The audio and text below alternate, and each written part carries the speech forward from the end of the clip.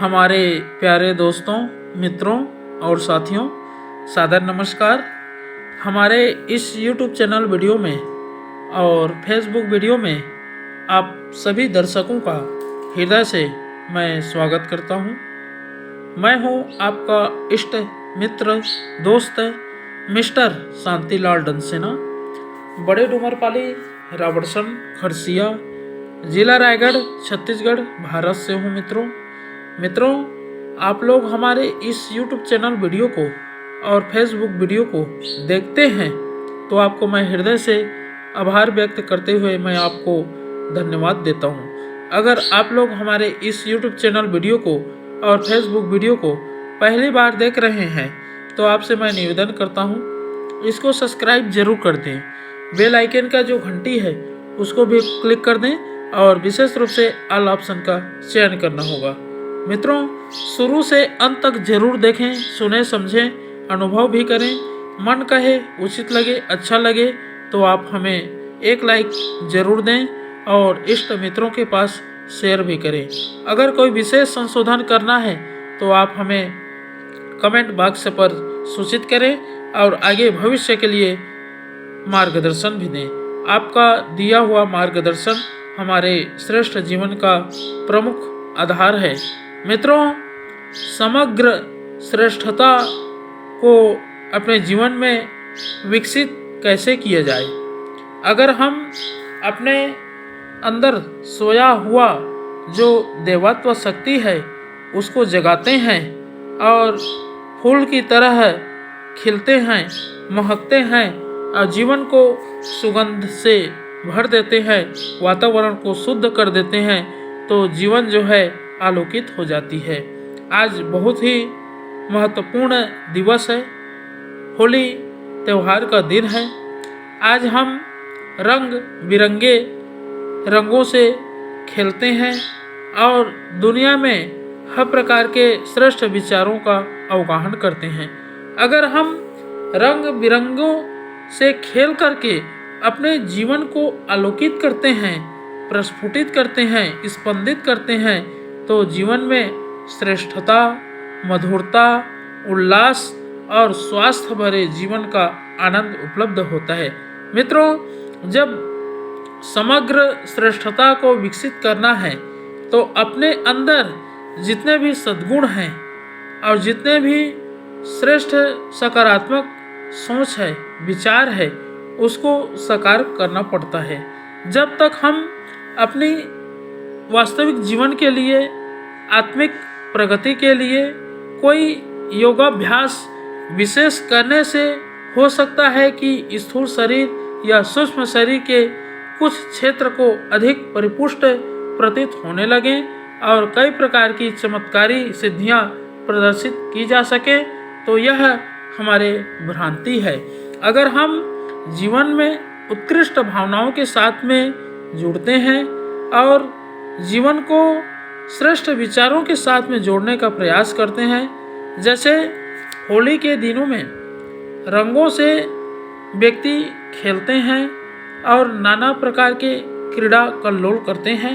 अगर इसमें रंगों की तरह हमारा जीवन और आनंद हर्षोल्लास के साथ में, उत्साह के साथ में और परिवर्तनकारी गुणशील को लेकर के जीवन व्यवस्थित होता है, तो जीवन का अधिकांश भाग लाभ उठाते हैं। मित्रों, जब तक हम ईश्वर का अंश अपने को समझते हैं और उसके इस सुंदर वाटिका में भ्रमण करते हैं और जीवन को अद्भुत रंगों के साथ में खेलते हैं, तो विचार जो है प्रस्फुटित होती है और जीवात्मा जो है स्पंदित होती है, जिस पर व्यक्ति चल करके अपना वास्तविक स्वरूप को आंकता है और इंसानियत के नाते जो होने योग्य या करने योग्य कार्य रहता है उसको आसानी से करता है। जब तक हम जीवन को एकांगी रूप से उद्धृत करते हैं तो जीवन में श्रेष्ठता का आविर्भाव नहीं होता है। यदि उसके किसी अवयव विशेष को या प्रकृति विशेष को उभारने से काम नहीं चलता। आवश्यक है कि हमारे जो अंदर में वास्तविक शक्ति है, जो अविचल आविर्भाव से उत्पन्न होती रहती है, उसको प्रस्फुटित करें और जो देवताओं के दिए हुए वरदान हैं उसको संचालित करें, तो जीवन में एक अद्भुत आनंद की अभिवृद्धि होती है। और जो आज का दिवस है, होलिका दहन का दिवस है, इसमें विशेष रूप से उनके साथ में होलिका दहन के साथ साथ अपने जीवन में अपने अंदर जो एक अद्भुत विकिरण है उसको प्रस्फुटित करना, स्पंदित करना और आगे भविष्य का निर्माण करना, परम सत्ता से अपने आप को जोड़ना, ईश्वर से अपनी आत्मा को एकत्रित करना और जो एकाकार भाव है उसको स्पंदित करना आज का महत्वपूर्ण दिवस है। व्यक्ति रंगों के साथ में भौतिकवादी दुनिया में खेलता है, क्रीड़ा कल्लोल करता है, किंतु अपने आत्मा की जो विकसित घड़ी होती है उसको भूल जाता है, जिसके कारण से व्यक्ति चकाचौंध में फंस करके अपना जीवन रूपी समय को नष्ट कर देता है।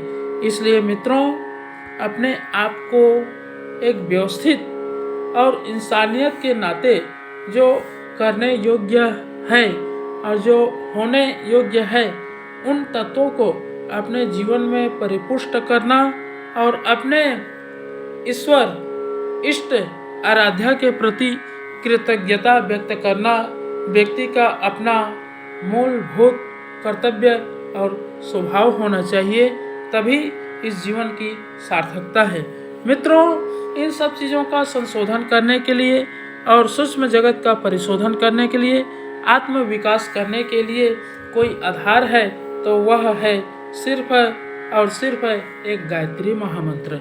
अगर हम गायत्री महामंत्र का उच्चारण करते हैं या जाप करते हैं या उनके प्रत्येक शब्दों के अर्थों का चिंतन मनन करते हैं, तो हमारे भावनात्मक विकास होता है और जो समग्र श्रेष्ठता है वो विकसित होती है और आत्मीय आनंद की अभिवृद्धि होती है।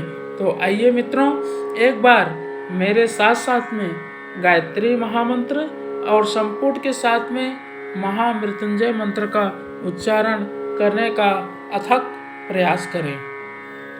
ओम भूर्भुवः स्वः तत्सवितुर्वरेण्यं भर्गो देवस्य धीमहि धियो यो नः प्रचोदयात्। उस प्राण स्वरूप, दुखनाशक, सुख स्वरूप, श्रेष्ठ, तेजस्वी, पापनाशक, देव स्वरूप परमात्मा को हम अपनी अंतरात्मा में धारण करें। वह परमात्मा हमारी बुद्धि को सतमार्ग की ओर प्रेरित करे। ओम हौम जुम सह ओम भूर्भुवः स्वः ओम त्र्यंबकं यजामहे सुगंधिं पुष्टिवर्धनम् उर्वारुकमिव बन्धनान् मृत्युर्मुक्षीयमामृतात्। ओम स्वः भुवः भुः ओम सः जुं हौं ओम। मृत्युंजय महादेव त्राहि मां शरणागतं जन्म मृत्यु जरा व्याधि पीड़ितं कर्म बंधनय। ओम असंभवं संभव कर्तुमुद्यतं प्रचंड झंझावृतिरोध सक्षमं युगस्य निर्माण कृते समुद्यतं परम महाकालमं नमाम्यहम्। ओम अस्तोमा सद्गमय तमसोमा ज्योतिर्गमय मृत्योर्मामृतं गमय। परम पूज्य गुरुदेव, वेद मूर्ति, तपोनिष्ठ, युग दृष्टा, युग प्रवर्तक, युग ऋषि, पंडित श्री राम शर्मा आचार्य जी, परम वंदनीय माता जी भगवती देवी शर्मा जी और आद्य माँ गायत्री माता, धरती माता, भारत माता, प्रकृति, पर्यावरण, सूर्यदेव, महाकाल भगवान, सरस्वती माँ, लक्ष्मी माता, सभी ग्रह नक्षत्र, अखिल विश्व ब्रह्मांड के सभी देवी देवताओं के सूक्ष्म संरक्षण में जितने भी हमारे YouTube चैनल के माध्यम से, फेसबुक के माध्यम से और व्हाट्सएप स्टेटस के माध्यम से वीडियो देखते हैं, सुनते हैं या समझ रहे हैं, ऐसे हमारे प्रिय आत्मीय, आदरणीय, सम्माननीय, परम हितैषी हमारे देवतुल्य भाइयों, देवी स्वरूपा माताओं, बहनों, आप लोगों को मेरा सादर प्रणाम। ऋषि चिंतन के सानिध्य में से आज का जो एक बहुत ही अनमोल, महत्वपूर्ण, अद्भुत जो सुविचार है आपके पास लेकर के प्रस्तुत करने का प्रयास कर रहा हूँ। आज का सुविचार है मित्रों, समग्र श्रेष्ठता विकसित करें। बहुत ही अनमोल सुविचार है। फूल की सुंदरता और महक उसकी किसी पंखुड़ी तक सीमित नहीं है, वह उसकी समुची सत्ता के साथ गूंथी हुई है।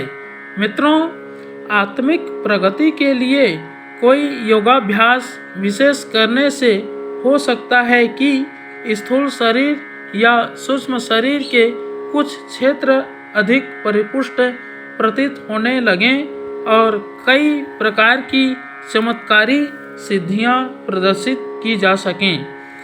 आत्मा की महानता के लिए इतने भर से काम नहीं चलता।